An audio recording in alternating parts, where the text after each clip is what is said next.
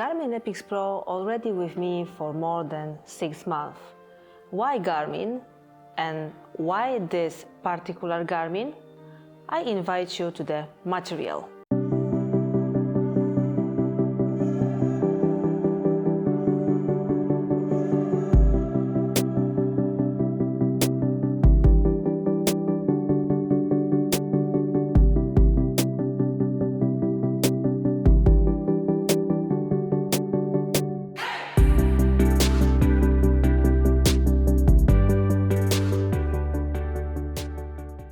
I've actually been using sport watches for more than a year and a half. Since then, I exercise more, I'm more interested in sport watches with smart functions than in typical smartwatches. And why exactly Garmin and why this Epix? I think I have to start at the beginning. First of all, the design. And here for me as a woman it's important that this is one of the few watches on the market that is not big, in the sense that this bezel is 42 mm and it doesn't look like a typical sports combo, although inside it just is. I've had the watch for more than half a year, and despite the fact that I've already hit the wall or hit the door with it a few times, there are actually no marks on it. The only marks I have are on the nylon strap. I have the gold version. I don't know how it would be on those black versions. On the other hand, my version has neither scratches on the glass nor any scratches on the bezel, so I'm very satisfied here. In addition, I also like the quick fit solution in higher Garmin models, not this quick release. For the reason that it seems to me that quick fit is a bit more solid than this, when you just have to push back the slider and the strap kind of fall out of this watch. And I also can't imagine a watch without such a quick remove options. Due to the fact that I currently use the Epix also as a bicycle computer, so at least once every 2-3 days I remove this watch from the strap and it lands on the bicycle mount as my bicycle computer. So I appreciate the fact that this strap simply can be taken off very quickly.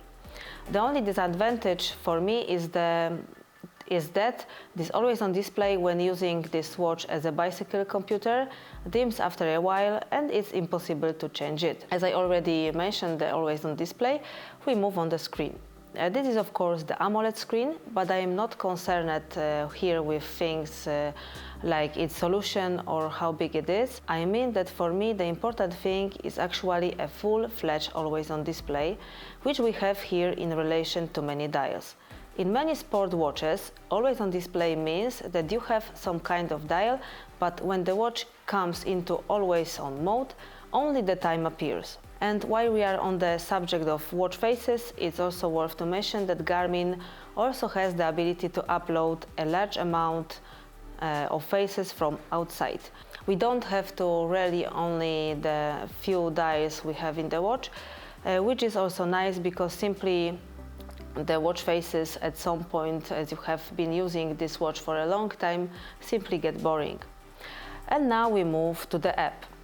I will not describe this application step by step. I like this application because of the fact that we have it both in the mobile version and desktop version, and this actually works because after connecting the watch to a computer you are able through Garmin Express to update your watch faster or upload maps faster, and this is really a big plus for me. The application offers us a very large amount of data. Some may even say that it's too much, and this is why it may not be very clear in places, but I also think that this is simply a matter of getting used to it. What also comes with the app are challenges and budgets that we can get for how we exercise and how much we exercise. And that's kind of a cool motivator there too. Another nice thing, if someone has more Garmin watches, I have Epix, but I still have the old Venue, which I use when I don't want to take the Epix, for example, to the beach, so it doesn't get scratches from the sand or don't want to use it in salt water. I take the Venue with me. The app easily switches between one watch and the other, and so there is no problem using two watches with one app. And now we are going to the smart features. The first thing are notifications. When we get the notifications, emoticons appear. This is not at all obvious because they are watches on which these emoticons don't appear. Now, in the latest version of the software for the Epix, photos also appear in some applications like WhatsApp. However, I still don't have photos on Messenger, X app or on Telegram. I like the fact that on Android you can choose which apps you want notifications from. They don't have to be all the apps you use. On iOS you have to do this from the iOS settings. Another thing is that you can choose whether you want the notifications from the application to come to you always. That is not only for general use, but also for the example during activity, and you can define it for yourself. The second thing is the touch is highly customizable. You can turn off the touch completely or you can only use the buttons. You can also turn off the touch during activity. I, for example, have this touch during activity turned off so that during some accidental touching with my jacket or sweatshirt, nothing gets messed up. And another thing that I also really like about this watch, which is also not obvious when it comes to another sport watches, is the sleep mode, where you can set both the schedule and the so-called sleep dial. And this dial is really great because it doesn't hit your eyes hard when you wake up the watch at night. And another cool thing is the morning report. Someone may say needed or not, but I like it. That when I get up, I press a button and I get information about the time, about my readiness to train, what workout is proposed to me, what my heart rate variability status is, and how was my sleep that night. This is my first piece of information after waking up. This is how this body of mine has recovered that night and what my training readiness looks like. Of course, it's known that this is just a watch, so also there is no need to look into it blindly and do only what the watch shows us, but the watch can show us a trend, whether we are training too hard or maybe we are training too little, and at what point in our training status we are. And another features that I like is Garmin Pay, which means payment via watch. So far, and this is available mostly in smartwatches.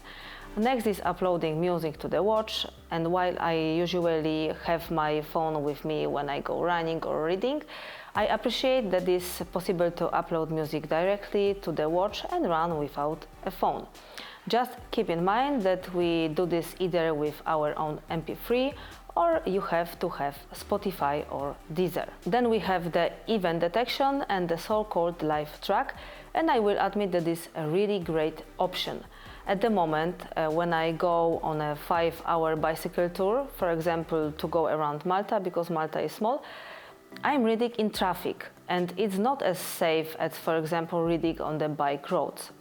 At this moment, my husband has my location in real time and can see where I am at the moment and if I'm okay. Another thing that is really useful is the flashlight, which is now a physical flashlight, and really to the flashlights we had in Epix 2 or 40965 is just without comparison. The strength with this flashlight now shines is comparable to what you have when the flashlight is simply a screen on the watch. If someone runs, especially in the dark, this is really great. And now we move on to the sports and around sport functions. Garmin is a watch that has probably one of the largest number of sports indicators you can get in watches. Some will need them more, others will need them less. Here we have everything from VO2 max to training readiness, endurance score. The training data you get after, for example, cycling or running is a lot. For me, a few indicators are the most important. First of all, sleep monitoring, which here is quite advanced because it gives you information about how long the sleep lasts, whether it was okay, whether it was regenerative or not. Now on the Garmin we have the possibility to monitoring naps during the day. While I don't sleep during the day, so I don't know how it works. Never yet registered such an app. After sleep, for me, the most important thing is readiness to train, then the status of heart rate variability, which tell us both our potential tiredness status and our readiness to train at the same time. Then the related training status, so our productive, maintaining, unproductive, strain, and these positions are several depending on which moment we are currently in. And of course the VO2 max. If someone has a power sensor on the bike, as I do, then my VO2 max is divided into two options: a normal VO2 max and cycling VO2 max. I think it's cool that it's not the same VO2 max for both activities, because, for example, there are people who run more, there are people who bike more, and I like the fact that I have this VO2 max just separated. In addition, if you have a power sensor in your bike, you will also get more information after bicycle training. And all these indicators are very simply described in the Garmin. You don't have indicators like CTL or TSS. It's simply described in words: the readiness to train, the training status. And I approve of this because not everyone is an advanced runner who knows all these indicators, and not everyone wants to go up and check what the indicators means. Garmin has it very easily explained. In terms of external sensors, since I've already mentioned it, I have the external heart rate monitor sensor, I have a power sensor in my bike, and also I have interactive trainer, which is also connected to this watch. And I have no complaints here. As for the heart rate sensor on the wrist, I've already spoken on this matter, comparing, for example, the Epix Pro to the Forerunner 965. All I can say is that one of the better wrist heart rate sensor you can get on the watch. On the other hand, of course, it's only heart rate sensor in the watch. If you are doing advanced workout, I will always recommend that you have an external belt with you, especially if you are doing some more difficult workouts like sprinting or interval. As for the GPS, it's also one of the best GPS in the watches, but I talked about that during my review 6 months ago. What I continue to use heavily is the satellite selections. There are several of these options, while auto selection is such the most optimal option because the watch adjusts its own GPS accuracy according to the conditions at the moment, for example, when running. And now maps. You can, of course, upload your own courses, you can navigate by track, you can navigate to the certain point. There are several of these options. What's also nice, and what's not obvious in all watches, because the Sunto Race, for example, didn't have this, at least until I had it not long ago, is that the Garmin shows street names. What I use the most when it comes to uploading roads is the use of Google Maps, which means that first I set up a road on my computer on Google Maps, then I export the road from Google Maps to a website that convert the link with the road to the GPX, and then I upload the road via computer, and then I have the road on my watch. I think it's very helpful and very intuitive when you can plan your road this way. And I do that quite often. In addition, it's worth mentioning that while in the case of using maps while running, I don't have major objections, using Epix for maps while cycling is not best options. However, this always on display, which gets darker after a while, it's not the best options for bicycle navigation. What I don't like in my Epix is the battery a bit, because here if I use Epix in always on display mode, it lasts me about 4 days. If I have some prolonged activity, it can be up to 3 days. On the other hand, let's take into account that if we would have the Epix Pro 47mm, it's known that this time is already extended to 6 days, and this is already really a very acceptable scenario. And already the Epix 51mm is already able to last about 10 days, so there is a really great. I made a bit of compromise. The look of the watch is important enough to me because of my wrist size, because of the fact that I also just want this watch not be so bulky. I just made a compromise. A slightly worse battery versus very nice look. That's pretty much all I wanted to tell you about how I use the Epix Pro. On the other hand, this also doesn't mean that there isn't a field for improvement when it comes to Garmin. It will definitely need a change when it comes to the way this watch is charged, because the already archaic charging by plugging in the cable on the back is just tragic, and it would really help if Garmin would finally work on it, maybe some wireless charging. And another two things that I think if it would appear in the highest Garmin models, many people would be really pleased. That is, firstly, calls through the watch, and secondly, eSIM. I think a lot of people are waiting for it. Suunto or Polar are starting to catch up a bit with Garmin. They have already introduced watches with the AMOLED screen. Suunto shows with the race model, especially the titanium version, that a watch can be made very well and cost €550.